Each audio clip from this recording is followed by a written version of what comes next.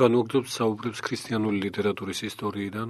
ჩვენს წინასაუბარში ვეხებოდით წმინდა დიონისე ალექსანდრიელს და აღნიშნავდით, რომ ორიგენეს მოწაფეთაგან დიონისე ალექსანდრიელთან ერთად უმნიშვნელოვანესი ავტორიტეტი და მოღვაწე გახლავთ წმინდა გრიგოლი ნეოკესარიელი, რომელსაც საეკლესიო ტრადიციაში ეწოდა ბერძნულში თაუმატურგოსი, რაც ხოთაშორის გადავიდა სხვა ენებშიც და ქართული თარგმანით საკვირველთ მოქმედი.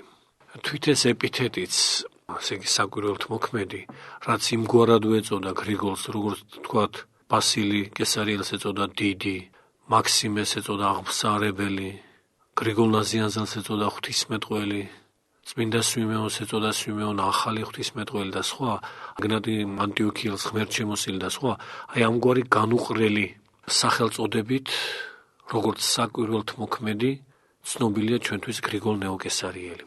და თავისთავად ცხადია, რომ ეპითეტი ღირსებას გამოხატავს, ხოლო ამგვარი ეპითეტი, რაც გრიგოლ ნეოკესარიელს ეწოდა საკვირველთ მოქმედი, ფიქრობთ, მკვეთრად გახაზავს აღნიშნული მოღვაწის გამორჩეულ სულიერ სიმაღლეს, ღვთიურ მადლმოსილებას, რაც, რა თქმა უნდა, საკვირველთ მოქმედებებში გამოიხატებოდა. ჩვენ ერთ ფაქტს უნდა ყურადღება მივაქციოთ. გრიგოლ ნეოკესარიელი გახლავთ ეკლესიის მამათა შორის ქრონოლოგიურად ყველაზე ადრინდელი, რომლის ცხოვრებაც ჰაგიოგრაფიული შრომის სახით აღწერილი იქნა. ეს შრომა, ეს ჰაგიოგრაფიული თხზულება ეკუთვნის კაბადოკიის რეგიონის გვიანდელ მოღვაწეს, გრიგოლ ნეოკესარიელთან შედარებით გვიანდელ მოღვაწეს, წმინდა გრიგოლ ნოსელს. მეოთხე საუკუნის 70-იან 80-იან წლებში გრიგოლ ნოსელი წერს გრიგოლ საკვირველთ მოქმედის ცხოვრებას. რა თქმა უნდა, ჩვენ იმას არ ვამბობთ, რომ გრიგოლ ნოსელია პირველი ჰაგიოგრაფი. გამოკვეთილად პირველი ჰაგიოგრაფი მოგეხსენებათ და ეს ცნობილი არის წმინდა ათანასე ალექსანდრიელი, რომელმაც დაახლოებით 356 წელს დაწერა პირველი ჭეშმარიტად ჰაგიოგრაფიული ძეგლი ყველა თავისი სტრუქტურული ელემენტით, კომპონენტით, შინაარსით და დანიშნულებით, ანტონი დიდის ცხოვრება, მაგრამ ანტონი დიდი თვით, რომლის ცხოვრებას დაეწერა, ქრონოლოგიურად უგვიანესია გრიგოლ ნეოკესარიელზე. ანტონი უფროსი თანამედროვეა საკუთრივ ათანასე ალექსანდრიელზე, ის გახლავთ მესამე საუკუნის მეორე ნახევრის, მეოთხე საუკუნის პირველი ნახევრისა და შუა წლების მოღვაწე, დაახლოებით 356 წელს აღესრულა იგი. რაც შეეხება გრიგოლ ნეოკესარიელს, იგი გახლავთ მესამე საუკუნის შუა წლების მოღვაწე, ერთი საუკუნით თუ არა ნახევარ საუკუნეზე მეტით წინ მსწრები ანტონი დიდისა. ესე იგი, ჩვენ თვით გრიგოლ ნეოკესარიელზე ვამბობთ, რომ იგი არის ქრონოლოგიურად ყველაზე ადრეული მოღვაწე მართლმადიდებელ მოძღვართა შორის, რომლის ცხოვრებაც ჰაგიოგრაფიული აღწერილობის სახით ჩვენ მოგვეპოვება. შეიძლება და აქვე განგვემართა ისიც, თუ რატომ აღწერა ასეთი დიდი შუალედის შემდეგ, ერთ საუკუნეზე მეტი შუალედის შემდეგ გრიგოლ ნოსელმა მისი ცხოვრება. ამგვარი ნაბიჯი მისი მხრიდან, გრიგოლ ნოსელის მხრიდან, როგორც ჩანს, ასახავს გარკვეულ ტრადიციას, რაც უფრო გვიანდელ ეპოქებშიც გამოკვეთილია და სახეზეა. რა ტრადიციას გულისხმობთ? უფრო მცირედი მასშტაბით რომ ავიღოთ ჩვენ შედარება, როდესაც ადამიანი ამა თუ იმ მონასტერში იწყებს მოღვაწეობას და იწყებდა ვთქვათ მოღვაწეობას ადრე, იგი აუცილებლად გამოიკითხავდა და ვალდებულიც იყო გამოეკითხა თავისი სამოღვაწეო ადგილის, თავისი მონასტრის წინა ისტორია. თუ რა ყოფითი და სულიერი გზა განვლო სამონასტრო სავანემ, ვიდრე თვით იგი მასში დამკვიდრდებოდა. უფრო თუ განვავრცობთ ამ შედარებას და ამ რეალურ ამბავს, ამა თუ იმ ეპარქიის სულიერი წევრი თავისი ეპარქიის ქრისტიანულ ისტორიას აუცილებლად გამოეძიებს და ბოლოს, როდესაც ქრისტიანდება ამა თუ იმ ქვეყნის, ამა თუ იმ მხარის, რეგიონის მცხოვრები და ის ჭეშმარიტი ქრისტიანია, რა თქმა უნდა, თავისი მხარის, თავისი რეგიონის, თავისი ქვეყნის ქრისტიანულ წინა ისტორიას უეჭველად გამოიკვლევს, რომ თავის წინაშე გაიცხადოს, როგორი ქრისტიანული საფუძველი აქვს მის მოღვაწეობას შესაბამის მხარეში. ეს გახლავთ ერთ-ერთი მიზანდასახულობა იმისა, რომ კაბადოკიელ მამათაგან გამორჩეულად ფილოსოფიური აზროვნებისკენ მიდრეკილმა მოღვაწემ გრიგოლ ნოსელმა გადაწყვიტა ჰაგიოგრაფიული შრომა დაეწერა. მიზანდასახულობა კვლავ აღნიშნავთ იყო ის, რომ კაბადოკიელი მამები და მათი მარადიული წინამძღვარი ბასილი დიდი, რომელიც შთაუნერგავდა თავის მიმდევრებს, თავის მოწაფეებს, სულიერ ძმებს, აუცილებელ ვალდებულებას და პასუხისგებლობის გაცნობიერებას იმასთან დაკავშირებით, თუ რა წარსულის, რა ქრისტიანული წარსულის, ანუ ჭეშმარიტების რა ისტორიის მემკვიდრენი არიან იმ მხარეში, სადაც მოღვაწეობენ. როდესაც კაბადოკიელმა მამებმა საკუთრივ კაბადოკიაში დაიწყეს ქრისტიანული მოღვაწეობა, ეკლესიური ღვაწლი აღასრულეს, ერთ-ერთი ვალდებულება მათი იყო, რა თქმა უნდა, ამ მხარის, ამ რეგიონის, ამ ქვეყნის ქრისტიანული წინაისტორიის გამოკვლევა. გამოიკვლიეს და ისინი ამ მხარეში, კაბადოკიაში ქრისტიანული ცხოვრების მესაფუძვლად, დამფუძნებლად გრიგოლ ნეუკესარიელის აღმატებულ სახელს მიადგნენ. ერთ-ერთი უადრეს მოღვაწეთაგანი, რომელმაც კონკრეტულად კაბადოკიაში შემოიტანა და განავრცო ქრისტიანული მოძღვრება. აი ეს გახდათ მიზეზი იმისა, რომ გრიგოლ ნეუკესარიელის ცხოვრება დაიწერა ასეთი მასთან შედარებით გვიანდელი ეპოქის მოღვაწის მიერ, მაგრამ ჩვენთვის დღესდღეობით და საზოგადოდ, როდესაც გრიგოლ ნეუკესარიელის მოღვაწეობას განვიხილავთ, ეს ფაქტი სხვა კუთხითაა თავისთავად ცხადია მნიშვნელოვანი, რომ ჩვენ მოგვეპოვება გრიგოლ ნეუკესარიელის ცხოვრების აღწერილობა, ჰაგიოგრაფიული ძეგლი. რა თქმა უნდა, მსმენელისთვის გასაგებია, რომ ერთი საუკუნის და უფრო მეტი დაშორების მქონე ვინმე გვიანდელი მოღვაწე, უფრო ადრინდელი, ასე ხანგრძლივი პერიოდით დაშორებული ადრინდელი მოვლენის შესახებ ჭეშმარიტს, ნამდვილს, უეჭველს და დადასტურებულს მიაქცევდა ყურადღებას და ცხადია ისიც, რომ შეეცდებოდა ზედმიწევნით გამოკვლევას საკუთარი წინაფესვებისას.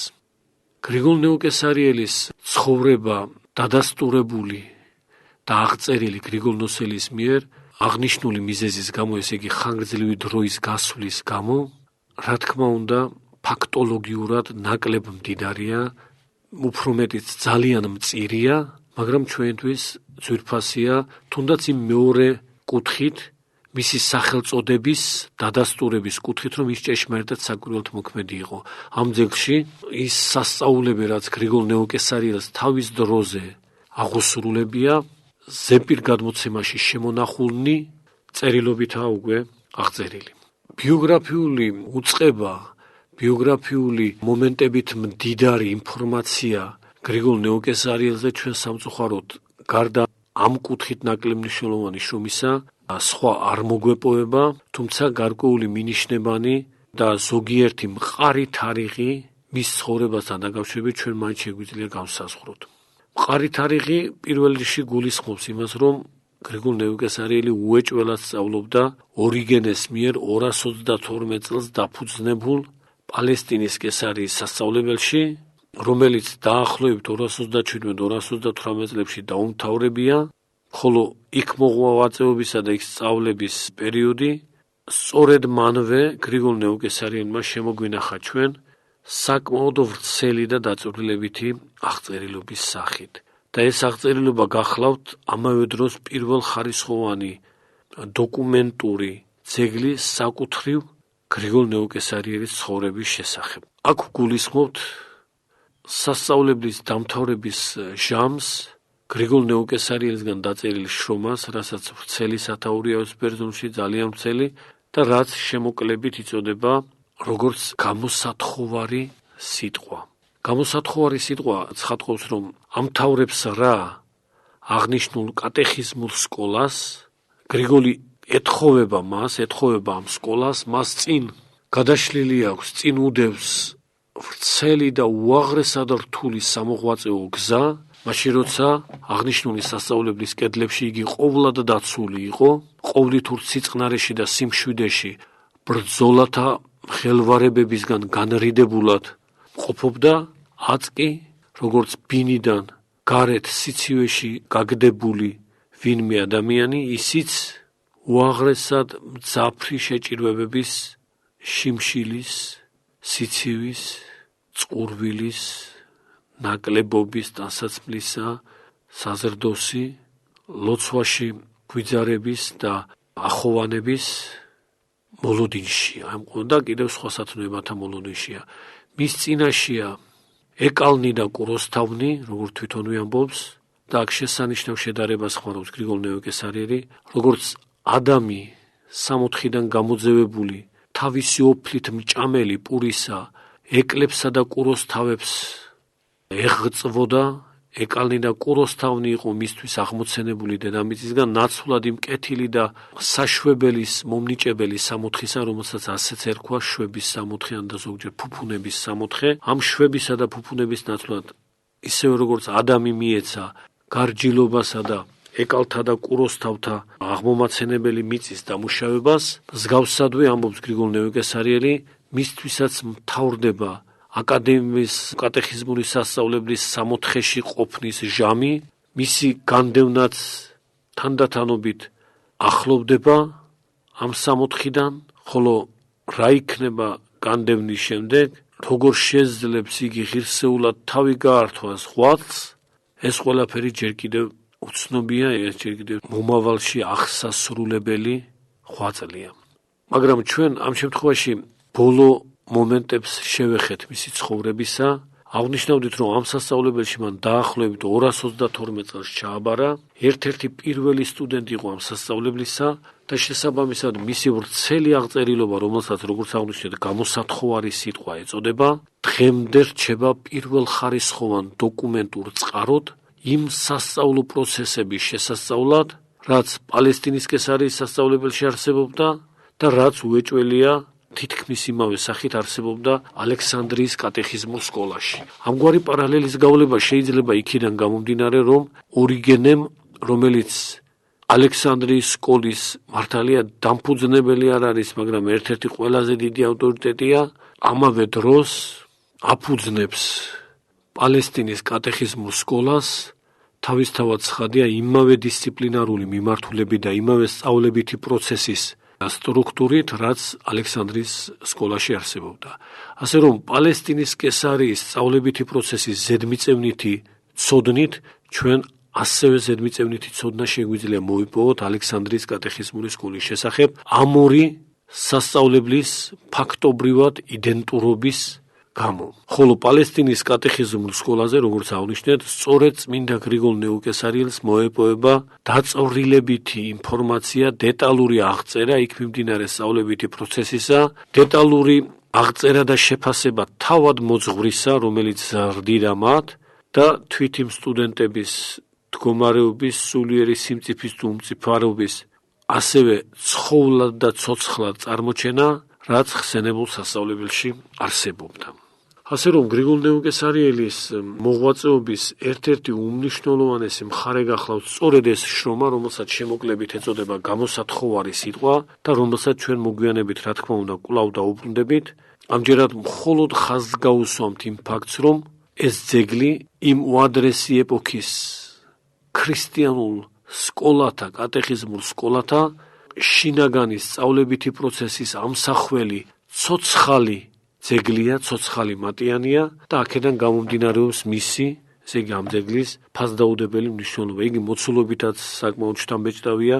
ჩვენ ვფიქრობთ, რომ ამ ძეგლის ქართულად არ არის აბსოლუტურად აუცილებელი იმდენად მდიდარი ინფორმაციის დამტევი და შემცველი გახლავთ აღნიშნული შრომა.